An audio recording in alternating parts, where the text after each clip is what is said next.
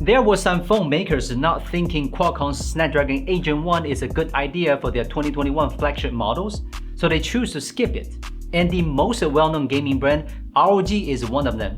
More than a year after the release of the 5S series of gaming phones, ROG finally brought out their new ROG Phone 6 series with the Snapdragon 8 Plus. So, is the wide choice able to cement the position as the best mobile gaming brand? Will this wise choice make ROG Phone 6 the best gaming phone? Let's find out today. What we got this time is a standard version of ROG Phone 6. We can see that the packaging outside is not much different from the regular phones. There is no fancy big box or special gift kits, but you can still identify it as a game phone by these cool patterns and text. Inside the packaging, we can find the ROG Phone 6 and some other extra accessories inside an accessory box, including a 65-watt charger, a USB cable, a protective case, and a user card.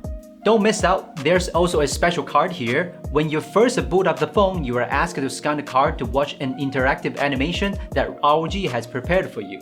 It will call your camera to construct a kind of cyberspace, which looks like a magical AR film. We've seen similar welcome animation in previous ROG phones, but for those new ROG users, I think it's a pretty delightful trick. Now let's take a look at this newly designed ROG Phone 6. It has a more special design compared to its predecessor. The back cover is basically divided into three parts. The Aura LED light is now in a clear slanted rectangular area with an additional LED decoration on top. You can set the lighting effect of these two LED areas separately in the gaming center, flashing for different performance modes, colors, and brightness.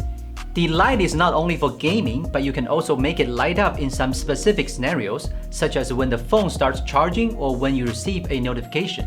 There is no major change in the layout of buttons on the ROG Phone 6. On the right side, we can see the volume and power buttons, as well as a pair of ultrasonic shoulder buttons which called air trigger, while on the other side there's no button, except for a major USB-C port and a SIM card slot, and the phone still kept a headphone jack in place and another USB-C port on the bottom. A headphone jack is important for a gaming phone, but I found that when you plug in the headset and use the air trigger for gaming, your index finger movement is somewhat hindered.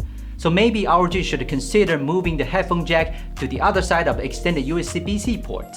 For now, it's not really a comfortable holding way during gaming. Overall, the ROG 6's design doesn't change a lot, which basically are limited to the visual effects of the back cover. Its size, weight, and shape of the phone haven't been changed significantly. So this new look, I don't think is gonna be the first reason you consider replacing your gaming phone right now. Perhaps for saving power, the ROG Phone 6 doesn't use a 2K level display, but still maintains the same 6.78-inch FHD screen as the predecessor.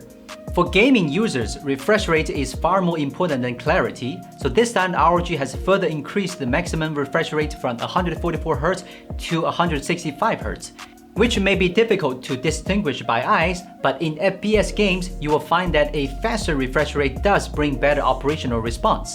Over the last month, we have learned a lot about the performance of phones based on the Snapdragon 8 Plus platform.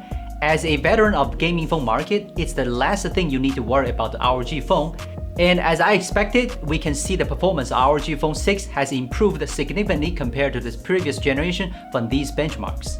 But most importantly, the phone achieved an incredible near 95% stability in the 3D Mark wildlife stress test, which means it can run consistently for a long period of time in games that require very high performance. In Genshin Impact, ROG Phone 6 can maintain an average frame rate of 58 plus FPS, and it performs even better in FPS and mobile games. Even if you set the game frame rate to 90 in some games, you really don't have to worry about any laggy issues. Considering that this is a phone without a built-in cooling fan, we have to say this performance is really impressive. Thank you, TSMC.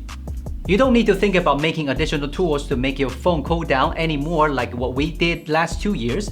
It's always good to just focus on the game itself.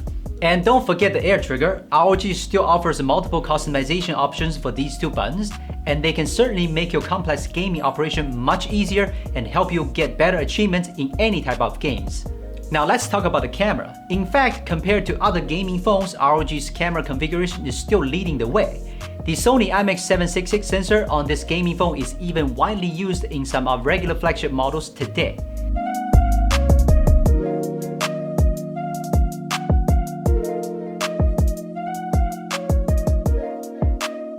As you can see from these samples, it's easy to have great color and detail whether it's day or night.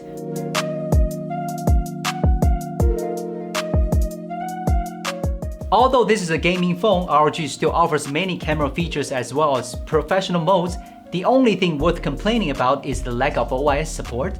The longer shutter in low light conditions may cause blurring, but anyway, its camera is still very good among all the gaming phones.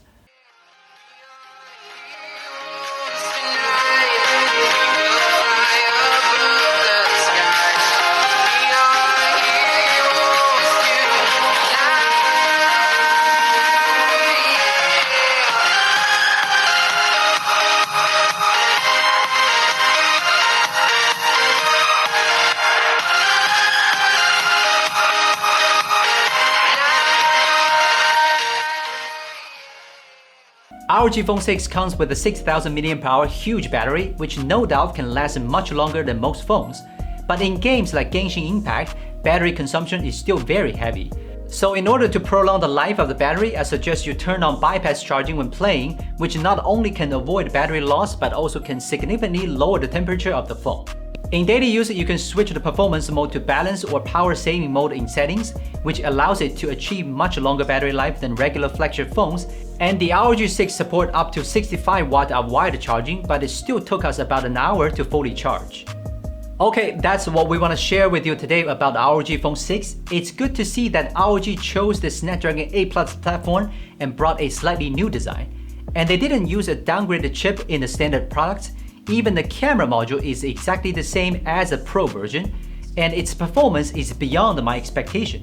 The only thing I can complain about is the lack of wireless charging support, so I really hope ROG can achieve this with their next generation products.